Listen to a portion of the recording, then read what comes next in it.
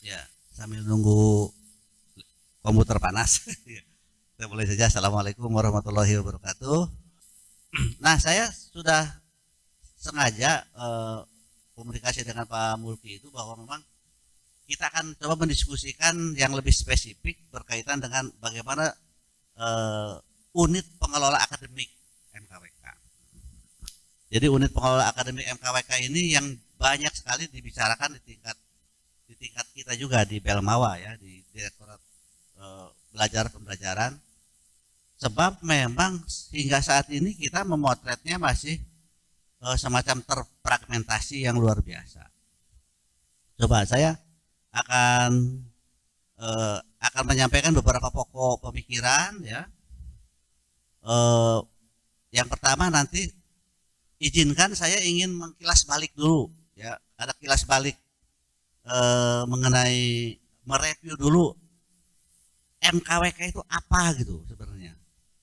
MKWK itu ya, MKWK itu binatang apa gitu. Walaupun tadi Pak Rektor sudah menjelaskan ya, MKWK itu sebenarnya ya mata kuliah plat merah gitu.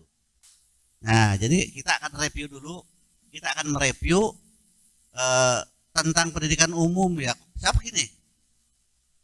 Konsep MKWK itu sebetulnya dalam konteks yang lebih luas itu adalah konsep pendidikan umum atau yang disebut general education. Nanti kita akan bahas apa sebetulnya kaitannya kok general education itu kok ada kaitannya dengan MKWK ya. Kemudian amanat Dirjen Dikdasmen yang ini juga nanti akan dikupas walaupun serba singkat. Tetapi yang paling pentingnya ini masalah unit pengelola MKWK di perguruan tinggi, perspektif yuridisnya seperti apa. Nah, ini ada penyakit di perguruan tinggi ya, terutama perguruan tinggi besar, ada channel misterius gitu ya. Kemudian urgensi pengelolaan penguatan lembagaan MKWK untuk apa, dan terakhir yaitu tentang ada Dirjen Dikdasmen Dikti itu yang ber-84 tentang 2020 itu berkaitan dengan masalah implementasi dari adanya penguatan unit pengelola akademik MKWK sebetulnya. Jadi Dirjen Dikti yang ini sebenarnya itu kita sebut sebagai satu terobosan yang luar biasa ya, yang bisa mempedomani mempedomani kita di perguruan tinggi untuk menyelenggarakan MKWK. Kita coba mulai saja ini ya.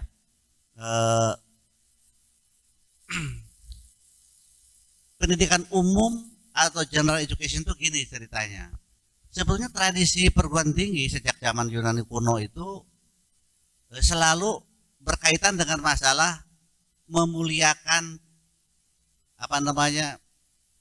bidang-bidang yang dipelajari di perguruan tinggi itu juga memuliakan kemanusiaan manusia itu juga sebetulnya, bukan hanya sekedar memperoleh kecakapan, skill gitu ya yang teknis, tetapi juga berkaitan dengan itu. Oleh karena itu dalam tradisi klasik itu dikenal yang namanya pendidikan umum atau general education. Nanti itu memang bisa head to head dengan pendidikan khusus gitu dalam konteks specialized gitu, dalam konteks spesialisasi, terutama lahirnya kebutuhan-kebutuhan industri seolah-olah kan gitu, karena kebutuhan industri kan ya pokoknya praktek gitu. Padahal di satu segi kelahiran perguruan tinggi itu sebetulnya tidak bisa dilepaskan dari kemanusiaan manusia itu dikembangkan, dimuliakan itu dalam kerangka apa? Apabila kita lebih jauh merujuk kepada hal-hal yang lebih vertikal, ya dalam rangka itu manusia sendiri itu apa hakikatnya diturunkan ke dunia ini? Kan untuk memelihara alam ini, ya sebagai khalifah di muka bumi ini sebetulnya. Bukan hanya bisa memanfaatkan alam, tapi juga harus bisa melindungi. Mana mungkin apabila tidak dibekali oleh aspek-aspek pemahaman tentang aspek-aspek hakikat dari manusia itu sendiri. Kan hampir selesainya tradisinya Mas Menteri ini, Mas Nadiem itu mewarisi kepada kita, ada legacy kepada kita MBKM gitu. Di kami ini sekarang sedang memikirkan sebetulnya untuk dalam kerangka MBKM yang sukses itu yang 60 kredit harus disiapkan untuk kegiatan melatih anak-anak atau mengembangkan anak-anak supaya bisa berenang di kolam bukan milik prodinya sendiri. Itu harus ada apa gitu. Kan Mas Menteri sebutnya gini, MBKM itu 20 kredit itu anak-anak itu diberi kesempatan belajar berenang di luar kolam milik prodinya. Di dalam universitas tetapi 40 kredit itu ya bisa 20-20, anak-anak itu diberi kesempatan berenang di kolam, berlatih berenang di kolam renang milik orang lain di luar universitasnya. Bahkan bisa dilatih berenang di samudra luas. Sebab pendidikan yang namanya pendidikan umum itu bukan pelengkap bidang studi. Lewat pendidikan umum itu, yang MKWK itu bagiannya, yang wajibnya. Jadi general education itu banyak sekali. Nanti saya kasih contoh dalam tradisi liberal art. General education itu luas banget, tapi yang wajib yang diorder oleh pemerintah itu yang plat merahnya ada 4. Itu pun perguruan tinggi gajah-gajah apa kagak mau. Ada perguruan tinggi yang terbesar di Jakarta juga pasti kagak mau. Gitu. MKWK hanya 1 aja. Pak Rektor tadi sudah tahu tuh, iya gini katanya, 1 aja gitu. Baru di dalamnya, padahal dalam Undang-Undang nomor 12 tahun 2012 disebutkan mata kuliah Pancasila, pendidikan agama, kewarganegaraan, bahasa Indonesia disebut tetap mata kuliah. Jadi sebenarnya dalam konsep general education mata kuliah kita itu ini bukan mata kuliah pelengkap bidang studi, bukan memang ya. Dalam pakem itu mengembangkan kompetensi utama. Kompetensi utama itu tadi ya. Kompetensi utama itu teman-teman kan kompetensi itu ya, ada kompetensi dasar, kompetensi terpakai, kemudian ada kompetensi apalah gitu ya, ada kompetensi utama itu kita sebut kompetensi karakter. Jadi kompetensi yang paling unggul, paling utama itu sebutnya karakter ya. Nah sebenarnya di MKU itu ya, jadi pendidikan umum itu menyediakan kerangka pendidikan yang beragam, sebab kan banyak banget. Oleh karena itu sebelum kita membahas unit pengelola, saya ingin menunjukkan general education itu dalam konsep liberal art itu bidangnya itu banyak sekali. Mata kuliah umum itu kalau kita mau menyelenggarakan dengan benar-benar ideal, ada bagian yang disebut, ada kelompok-kelompok mata kuliah yang disebut mengembangkan kemampuan komunikasi. Ya, misalnya di negara-negara maju itu bidang komunikasi itu 9 kredit. Anak-anak milih bisa komposisi 1, komposisi 2. Anak-anak bisa ngambil biasanya ada introduction to speech communication, ada technical writing, ada communication in the workplace. Nah, yang kedua itu bidang humanities. Bidang inilah yang sebenarnya tempatnya MKWK. Ada Pancasila, ya, ada bahasa Indonesia, ada kewarganegaraan, dan ada pendidikan agama. Yang lain-lain itu masih banyak. Misalnya ini ada wayang studies, ada introduction to literature, sastra, macam-macam gitu. Nah, ini sebenarnya MKWK kita itu sebetulnya bidang humanities. Kalau kita letakkan dalam kerangka MKU yang generik yang dikenal di dunia gitu ya. 13 kredit. Nah, kita kan 8 tuh. Jadi humanitiesnya luar biasa. Apalagi sebetulnya pembekalan untuk calon sarjana gitu supaya mumpuni, supaya bisa menjadi khalifatul fil ardi itu ya. Ya, bidang yang ketiga itu social and behavioral science. Jadi ilmu sosial dan ilmu perilaku. Di sana itu ada environmental ethics. Luar biasa tuh. Bapak-bapak, kalau kita pergi ke luar negeri dalam konferensi sekarang itu orang nanyanya gini. Can you speak English? Enggak. Nah, enak loba penerjemah, loba apa, loba alat segala macam. Yang suka kita mana katanya itu, where do you from? Yes, I'm from Indonesia in Bandung. Oh ya, do you understand about environmental ethics? Luar biasa itu. No understand gitu. Kalau orang Indonesia mah buang sampah sembarangan, ya gitu. Kan itu dia ukur bawa rokok jeung bensin, aya asbak tara dibawa gitu. Jadi jadi itu environmental ethics itu ilmunya Pak Rektor itu ya, itu luar biasa. Itu ilmu perilaku, ilmu sosial. Kemudian ini ada misalnya itu ada general psychology, ada social problem, ada macroeconomic, ada basic economic issues macam-macam gitu. Nah, itu teh ilmu dasar tuh, MKU. Tapi bukan MKWK. Selanjutnya bidang natural science. Hidup kita itu semuanya lingkungan alam kok. Coba ya di sini, wah luar biasa natural science itu ya. Belajar itu katanya itu yang namanya mbahnya dari natural science itu kan kalkulus ya, kalkulus. Kita orang-orang yang sudah terspesialisasi sejak awal sieun kan gitu. Makanya orang Indonesia itu katanya, kata Mas Menteri, too early to be specialized, Pak Rektor.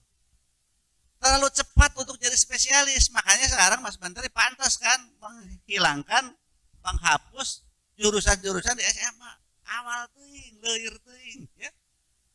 Too early to be specialized. Anak kita itu.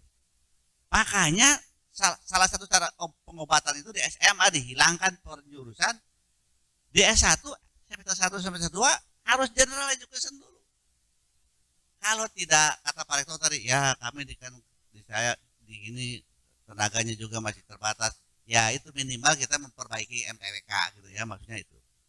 Dan terakhir matematika itu ternyata ilmu dasar ya. Kemampuan matematika itu dasar. Matematika itu teman-teman menurut Galileo ya, matematik itu adalah ilmu yang diciptakan pada saat ya, matematika adalah kalam yang digunakan oleh Tuhan pada saat menciptakan universe. Waduh, jadi matematika itu sangat dekat sekali sama dengan Tuhan sebetulnya. Tapi kalau di Indonesia matematika itu jadi pelajaran untuk menyelesaikan rumus-rumus, kita memakai rumus-rumus gitu. Padahal matematika itu bukan itu.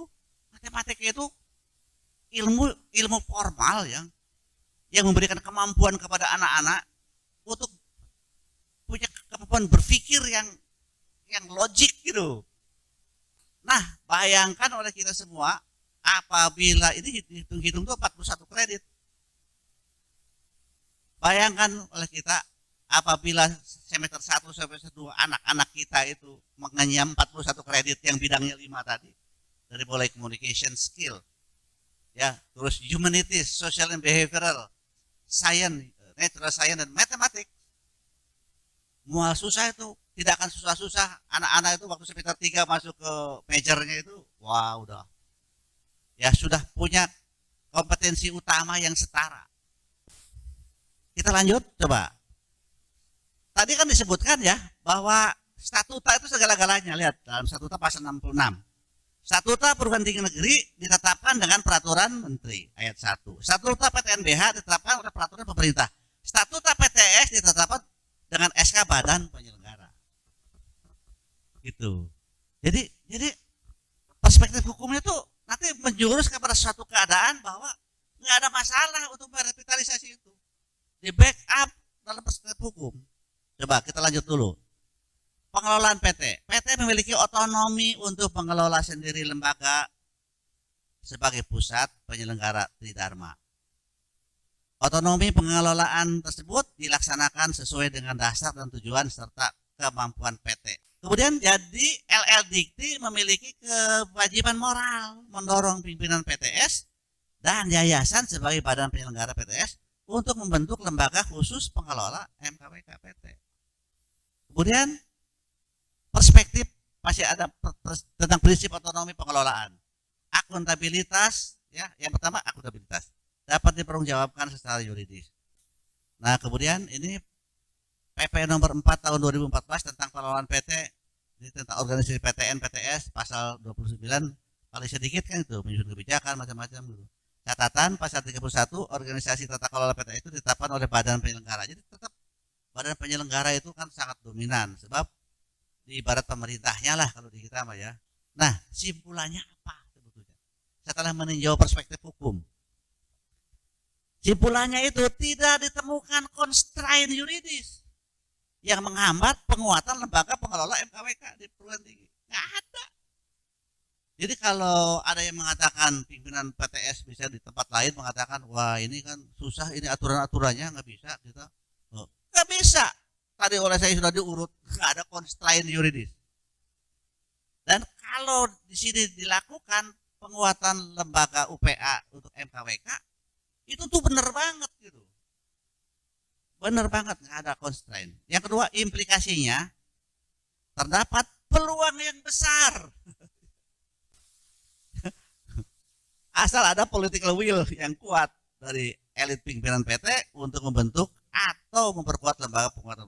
Nah ini tuh diskusi ini pun disampaikan di hadapan Pak Dirjen baru ya, supaya beliau itu mengingatkan ke Pak Rektor kan gitu. Pak Rektornya, Pak ini gimana teman-teman ngoceh gitu di daerah kok kita, termasuk di ITB. Terakhir tahun lalu ITB kan tahun lalu dapat tahun sekarang ya. Tahun sekarang dapat proyek ITB itu. Sebab tahun lalu itu Pak Rektor ITB nggak dapat proyek sebab tidak punya pengelola unit akademik. Kalau hanya seperti itu maka pantas kalau sebagai PTN BH. Nah, tahun sekarang itu dapat proyek ITB itu. Dengan catatan SK unit akademik MKWK sudah di meja Ibu Rektor. Gitu tuh orang tuh jadi waduh kalau gitu kata Ibu Direktur oke kalau gitu diloloskan. Nah, kita Dr. Epin dan teman-teman sedang menunggu Godot kiraha keluar nangis aya karena beberapa bulan. Ya. Jadi sebetulnya gitu. Jadi implikasinya itu berhubung tidak ada constraint yuridis, kuncinya itu political will dari Pak Rektor atau Ibu Rektor. Atau dalam konteks PTS mungkin badan penyelenggara gitu ya.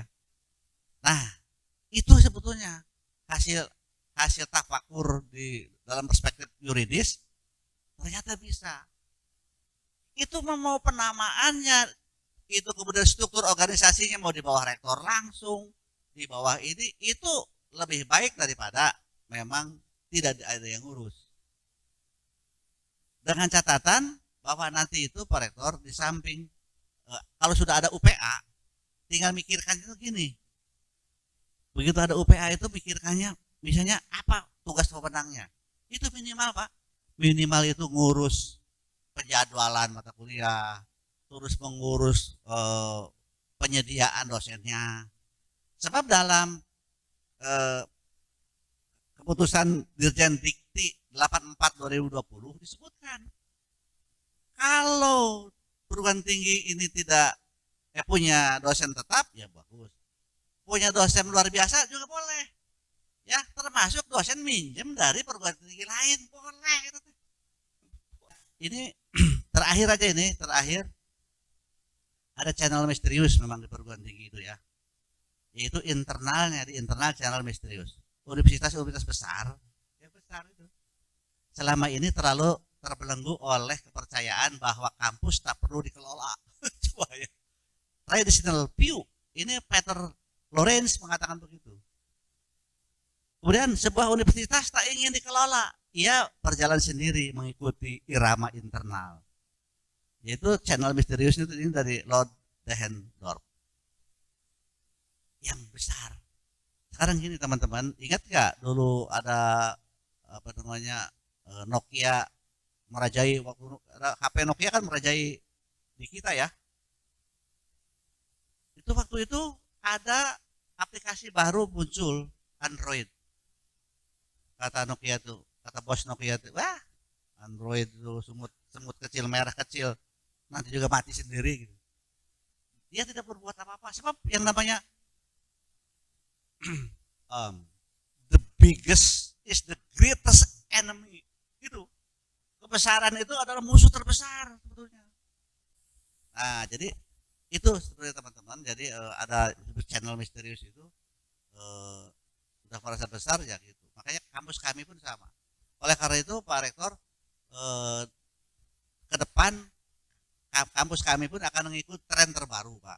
Tren terbaru itu adalah mereorganisasi nama-nama fakultas. Fakultas itu misalnya kemarin saya pergi ke Universitas Pembangunan Jaya, ada fakultas Faculty of Art, Business, Economic and Law. Gitu. Luar biasa ya. Faculty of Technology and Visual. Jadi gitu. Jadi saya tanya ke Pak Rektornya, Pak, ini apakah just name? No, just name. Jadi betul tuh pikiran dengan di dunia juga sekarang sedang berlangsung begitu. Menggabung-gabungkan fakultas yang relevan itu bukan hanya sekedar nama, tetapi katanya semua mahasiswa yang ada di fakulti itu tuh akan punya kesempatan mempelajari basic science dari masing-masing disiplin di atasnya. Waduh, itulah yang disebut, kata beliau, itulah yang disebut MKU di luar MKWK-nya itu. Itu ya, makanya di kami sekarang sedang berpikir, sudah bikin, kami ada 8 fakultas, nanti akan dijadikan sekitar 3 atau 4 fakultas. Nah, saya kira demikian teman-teman. Silakan nanti diskusi. Ada materi-materi yang kedirjenan itu nanti ada di Pak Mulki, di ininya lengkap. Biasanya itu bagaimana dosen itu harus seperti apa, segala macam gitu, kualifikasinya macam-macam gitu ada. Tetapi kan sehubung hari ini dikhususkan kepada revitalisasi UPA MKWK. Saya kira silakan dipimpin oleh Bapak Moderator untuk dialog. Terima kasih.